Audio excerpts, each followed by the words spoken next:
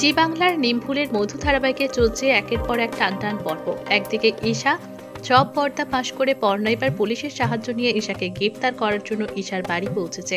অন্যদিকে পর্ণা এবার তার কোনো মতে ঈশাকে ছাড়বে না বলে ঠিক করেছে, কারণ এবার ঈশা দত্ত বাড়ির সবাইকে জ্বালাতন করে শেষমেশ পর্ণার মেয়ের ক্ষতি করার চেষ্টা করেছে, আর পর্ণা এই অপরাধে কিছুতেই ক্ষমা করবে না। তবে ঈশা এত সহজে ধরাধাপার মেয়ে নয়, তাই সে আবারও ছল চাতুরি করে লুকিয়ে পড়েছে আইনি গ্রেপ্তার আটকাতে। ধারাবাহিকের নতুন প্রোমো এসেছে টেলিভিশনের পর্দায়, যেখানে দেখা যাচ্ছে শত চেষ্টা করেও ঈশা আর বাঁচতে পারল না। এবার শেষমেশ তাকে আইনের হাতে বন্দী হতেই হলো, কিন্তু সেখানেও সে পর্ণার ক্ষতি করতে এক পাও পিছু পা হলো না।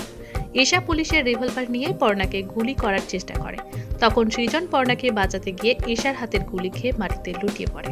তারপর দেখা যায় সৃজন হাসপাতালে ভর্তি রয়েছে।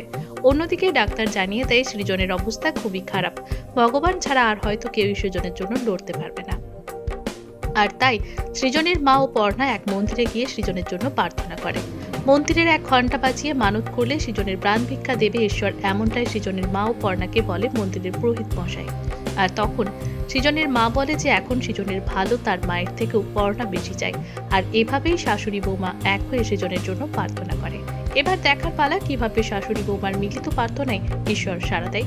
তাদের সৃজন কি ফিরে আসবে আবারও পর্ণার কাছে? জানতে দেখুন নিমফুলের মধুতে শাশুড়ি বৌমার মহামিলন সপ্তাহ, প্রতিদিন সন্ধ্যে 6টায়, শুধুমাত্র জি বাংলার পর্দায়।